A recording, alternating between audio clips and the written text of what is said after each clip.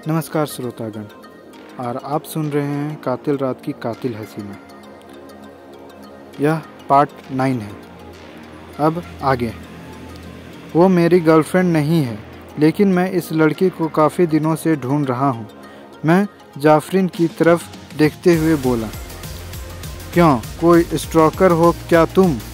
जाफरीन ने संशय भरी नज़रों से देखते हुए मेरे बारे में एक घटिया बात बोली। ये लड़की 1 हफ्ते से गायब है, अपने घर पर भी नहीं पहुंची। मैंने जाफरीन को बताया, लेकिन मेरी बात सुनकर वो जरा सा भी नहीं चौंकी थी। लेकिन उस सबसे तुम्हारा क्या लेना देना है? जिनकी बेटी है वे लोग खुद उनकी तलाश कर लेंगे, जाफरीन ने अपने तेवर बदलते हुए कहा। लेकिन कोई अगर गायब हो जाए तो उसके दोस्तों का भी फ़र्ज बनता है कि उन्हें ढूंढे या उसे ढूंढने में मदद करे। मैं जाफरीन को जवाब दिया, तो तुम सिर्फ इंस्टा फ्रेंड होने के कारण उसे ढूंढने की जहमत उठा रहे हो? जाफरीन अब मुझे उल्टे तराजू में तौलने में भी लगी हुई थी। जाफरीन, उसकी बात जरा ध्यान से तो सुनो। चारू तुम्हारी भी तो दोस्त है, गुल ने मेरी साइड लेते हुए कहा। ये मैडम इसलिए मेरी बात नहीं सुन रही है क्योंकि इस मोहतरमा को पता है कि चारू कहाँ है, इसलिए ये मेरी बात सुनकर एक बार भी हैरान नहीं हुई थी। ऐसी प्रतिक्रिया वही इंसान दे सकता है जिसको पहले से ही मालूम हो।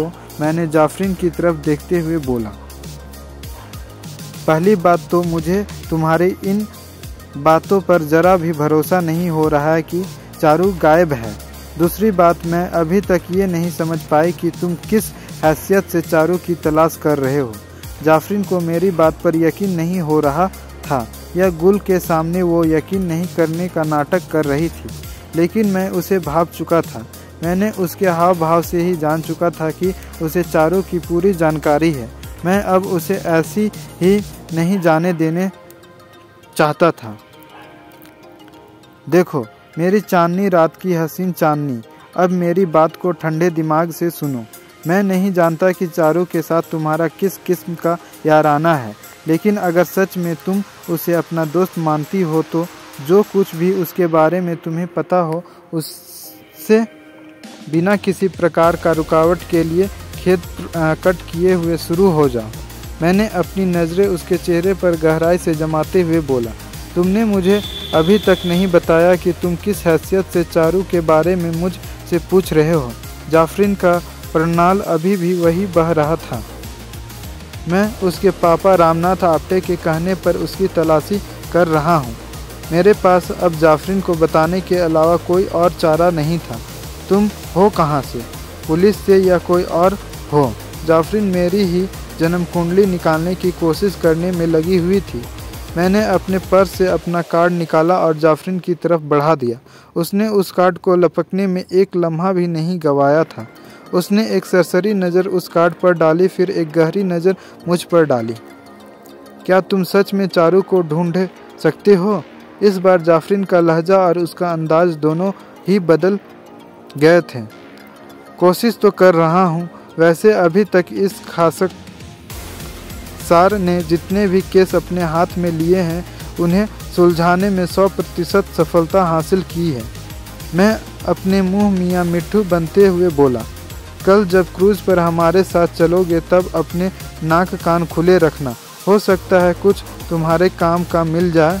इससे ज़्यादा मैं इस मामले में कुछ नहीं बोल सकती हूँ। जाफरीन ने कॉफ़ी के कप से घूंट भरते हुए कहा। गुल एकाएक जाफरीन में आए परिवर्तन को बड़े ध्यान से देख रही थी। मैं तो सोच रही थी कि तुम मुझे ऑर्डर देने वाली थी कि इस बंदे को क्रूज़ पर कदम मत रखने देना। गुल ने हैरानी से जाफरीन की तरफ देखते हुए बोला, अब इसकी पहचान मैं जानती हूँ, इसलिए इसके क्रूज़ पर हमारे साथ चलने में कोई परेशानी नहीं है। अगर ये अपनी पहचान छुपाकर रखता और उसके बाद ये मुझे क्रूज़ पर मिल जाता तो मुझे इसे मछलियों का चारा बनाने के लिए समुद्र में ज़रूर फेंकवाना होता।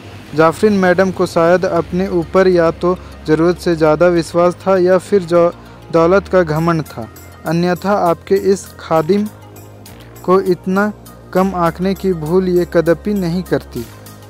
आप अंदर से कुछ और और बाहर से कुछ और नज़र आती हैं। मैंने प्रत्यक्षता में जाफरीन की तरफ देखते हुए शायराना अंदाज में बोला, सिर्फ आधे घंटे की मुलाकात में तुम मुझे ना अंदर से समझ सकते हो और ना ही बाहर से। जाफरीन ने उसी दम भरे स्वर में कहा, चलिए मैडम, फिर कल की पूरी रात तुम्हें अंदर और बाहर दोनों जगह से समझाने की कोशिश करेंगे। मैंने जाफरीन की तरफ देखकर मुस्कुराते हुए बोला। गुल इस वक्त मेरी बात सुनकर मेरी और खा जाने वाली नज़रों से घूर रही थी। मैंने उसकी तरफ अपनी एक आंख दबाकर छिछोरों वाली हरकत की, लेकिन उसके चेहरे के भाव बता रहे थे कि उस पर मेरी इस छिछोरों वाली हरकत का कोई प्रभाव नहीं पड़ा था। जाफरीन मतलब केसरिया फूल, जी हाँ, यही मतलब था उसके नाम का। लेकिन मोहतरमा मेरी उम्मीदों के विपरीत एकदम कड़क स्वभाव की निकली थी। उससे उसकी मर्जी के बिना कोई बात निकलवाना नामुमकिन तो नहीं, लेकिन खासा मुश्किल काम ज़रूर था। लेकिन उसने इस बात का इशारा ज़रूर दे दिया था कि चारू की बाबत कल क्रूज पर कुछ और पता चल सकता था। गुल उस कॉफ़ी कैफ़े से जाफरीन के साथ ही चली गई थी। मैं भी वहाँ से अपने होटल के रूम में वापस लौट आया था। कल शाम को मुझे क्रूज पर जाना था, इसलिए मैं कल सुबह ही एक बार आप्टे साहब से मिल लेना चाहता था। मुझे उनके बारे में नमिता द्वारा कही गई बातों के बारे में जानना था। अजीब बात थी कि नमिता के साथ इतना कुछ हो चुका था, फिर भी उनका तलाक का केस चले जा रहा था। दोनों के पास ही तलाक लेने की वाजिब वजह थी, फिर दोनों तलाक नहीं ले रहे थे। एक के पास अपने पति के नपुंसक होने की वजह थी और दूसरे के पास अपनी पत्नी को पागल होने की वजह थी। लेकिन दोनों ही 5 सालों से केस को कोर्ट में खींच रहे थे। खैर, उन दोनों के तलाक का मुद्दा मुझे सौंपे गए केस से बिल्कुल अलहदा था। लेकिन मेरे लिए ये जानना भी ज़रूरी था कि कहीं इन दोनों के बीच के खराब रिश्ते ही तो चारू के गायब होने की वजह नहीं है। मेरे सामने इस वक्त एक ऐसे ज़्यादा वजह इस वक्त मौजूद थी। चारू का ड्रग कनेक्शन और उससे जुड़ा कामरन वाला कर्ज का मामला, और दूसरा इन दोनों के आपस में खराब होते हुए रिश्ते, और क्या पता सुबह जब आप्टे से मिलने पर कोई तीसरी वजह भी निकल आए। बहरहाल चारू लापता थी और मैं 2 दिन बीत जाने के बाद भी अभी तक अंधेरे में हाथ पैर मार रहा था। उसके साथ आखिरी बार देखे गए उसके एक दोस्त से मैं बात कर चुका था और कामरान से कल क्रूज पर मुलाकात होनी संभव थी। चारू का फ़ोन लगातार बंद आ रहा था। मुंबई में मेरे पास उसके फ़ोन की लोकेशन पता करने का कोई साधन नहीं था। दिल्ली में तो उसके खाकासार के पास जुगाड़ थे, लेकिन मुंबई में तो कोई ऐसा पुलिसिया भी नहीं था जो मेरी इस मामले में सहायता कर सके। दिल्ली में अपना पंजाबी पुत्र रुपेश सिर्फ मुझे चारू के नंबर की कॉल डिटेल्स निकाल कर दे सकता था और उसकी लोकेशन ट्रेस करने के लिए उसके फ़ोन का चालू हालत में होना ज़रूरी था। इतनी देर से होटल के बेड पर लेटे हुए मगजमारी करते हुए अब मुझे भूख सताने लगी थी। मैंने रूम सर्विस में फ़ोन लगाकर अपने लिए खाना का ऑर्डर दिया। उसके बाद मैं नहाने के लिए बाथरूम में घुस गया, क्योंकि खाना आने में अभी तकरीबन 20 मिनट लगने वाले थे। अगले दिन जैसे ही 7 बजे रोज ने मुझे अपने खूबसूरत गुलाब जैसे मुखड़े के दर्शन दिए। मैं उसे लेकर वापस से आप्टे साहब के पेंट हाउस के लिए चल दिया। मेरा आज ही आप्टे से मिलना बेहद ज़रूरी था। होटल से निकलने के आधे घंटे बाद ही मैं आप्टे साहब के सामने विराजमान था। कैसी चल रही है तुम्हारी खोजने की कार्यवाही? आप्टे ने मुझे मेरे सामने रखी ट्रे से चाय की प्याली को उठाने का इशारा करते हुए पूछा। काफ़ी उलझा हुआ मामला है। ये कोई अपने बॉयफ्रेंड के चक्कर में अपने पापा के घर से लापता होने जितना आसान मामला तो नहीं है आप्टे साहब। और मेरी यहाँ आमद का कारण भी यही है कि मुझे आपसे कुछ सवाल करने हैं। मैंने चाय का घूंट भरते हुए बोला।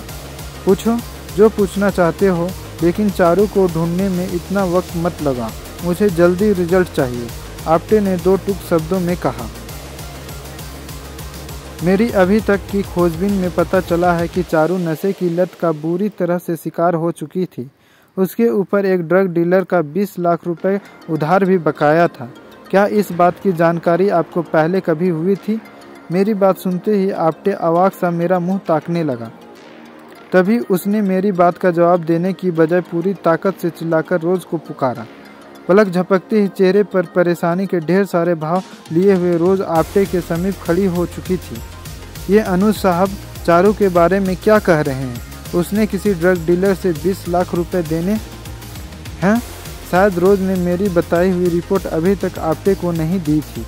मुझे भी अभी सुबह ही अनुज सर ने बताया है, तो मैंने ही इन्हें आपको मुलाकात के वक्त बताने के लिए बोला था। रोज सफाईगोई से मामले को नया मोड़ दे चुकी थी, लेकिन ये बात अभी तक तुम्हें क्यों नहीं मालूम थी? तुम्हें बोला था ना कि उसकी हर हरकत पर तुम्हारी नज़र होनी चाहे। आपटे का गुस्सा अभी शांत नहीं हुआ था। मैं उसके कपड़ों की रोज़ तलाशी लेती हूँ सर। 20 लाख की ड्रग वो घर में तो लेकर नहीं आ सकती थी। रोज़ किसी तरह से अपनी जान बचाने की कोशिश कर रही थी। अब इस फूल को आपटे के सामने मुरझाने से पहले ही मुझे उसे खाद पानी देना जरूरी था। उसने आपके फार्म हाउस पर अपने दोस्तों को ये ड्रग पार्टी दी थी। उसी एक पार्टी का बिल 20 लाख रुपए है। मैं उस ड्रग डीलर के पास पहुंच चुका हूं और आज रात को मेरी उससे मुलाकात होनी है। मैंने बात का रुख पूरे 360 डिग्री के कोण पर घुमाते हुए बोला।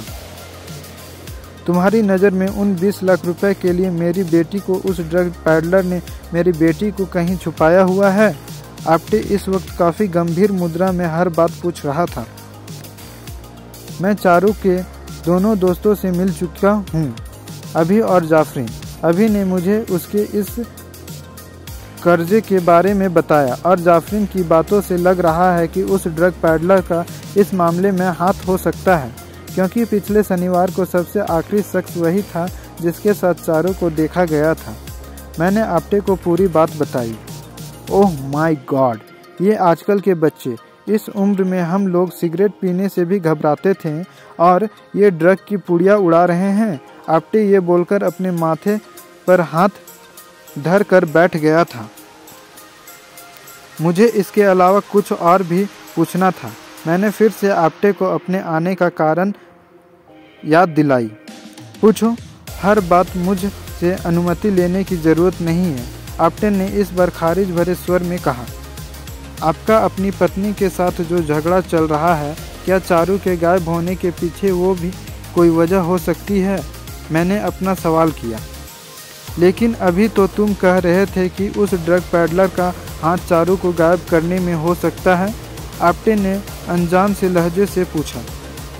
मुझे उसके गायब होने के पीछे हर कारण को ढूंढना होगा। क्या आपकी पत्नी नमिता चारू को गायब कर सकती है? मैंने बात को दूसरे तरीके से पूछना बेहतर समझा। चारू को गायब करने से उसे क्या फ़ायदा हो सकता है? आपटे ने अपनी गर्दन को इनकार में हिलाते हुए कहा। फिर आपको कोई फ़ायदा हो सकता है? मैंने अब मुख्य सवाल किया। ये क्या कह रहे हो आप? मैं खुद ही अपनी बेटी को गायब करूंगा और फिर आप जैसे इतने बड़े जासूस को उसे ढूंढने का काम सौंपूंगा? आपको पता है अनुज साहब, आप मुझे उस ड्रग पैडलर की उधारी से भी ज़्यादा महंगे पड़ेंगे। आपटे ने खिन्न स्वर में बोला। जनाब, आपने वो गाना तो सुना ही होगा, अपने ही गिरते हैं नसेमन पर बिजलियाँ। तो मेरी बात का जवाब सोच समझकर और तथ्यों के साथ दीजिए, मैंने इल्तिजा भरे स्वर में कहा। मैं तुम्हारी हिम्मत की दाद देता हूँ मिस्टर अनुज, कि आप मेरे घर में बैठकर मेरी ही बेटी के लापता होने का आरोप मुझ पर लगा रहे हैं। आपटे इस वक्त सीधा और साफ जवाब ना देकर मेरे सवालों को अनसुना कर रहा था। मेरे सवाल का सीधा जवाब दीजिए आपटे साहब, क्या आपको अपनी बेटी को गायब करने से कुछ फ़ायदा मिलता? मैंने उसके घर में बैठे होने की धौंस को दरकिनार करते हुए बोला। किस बिना पर तुम मुझसे ये सवाल कर रहे हो? आपटे ने अभी भी जवाब देने की बजाय मुझे अपने सवालों में उलझाया। नमिता के पिता की एक वसीयत की कुछ बातें हवा में तैर रही हैं और उन बातों का कोई भी संतोषजनक जवाब अभी तक आपके सॉलिसिटर मिस्टर जमुना दास मलकानी से भी नहीं मिला है। उसी वसीयत की बातें के बिना पर मैं आपसे ये सवाल कर रहा हूँ, मैंने बेकाबी से बोला। उस वसीयत के बारे में आपको नमिता ने बताया होगा। आपकी जानकारी के लिए ये बता दूं कि वो एक सर्टिफाइड मेंटल औरत है जो मानसिक रूप से दिवालिया हो गई है। उसने तो मुझ पर ये भी आरोप लगाया था कि मैं उसे तकिया से उसका गला दबाकर मारने की कोशिश की थी। आप्टे ने उत्तेजित स्वर में बोला।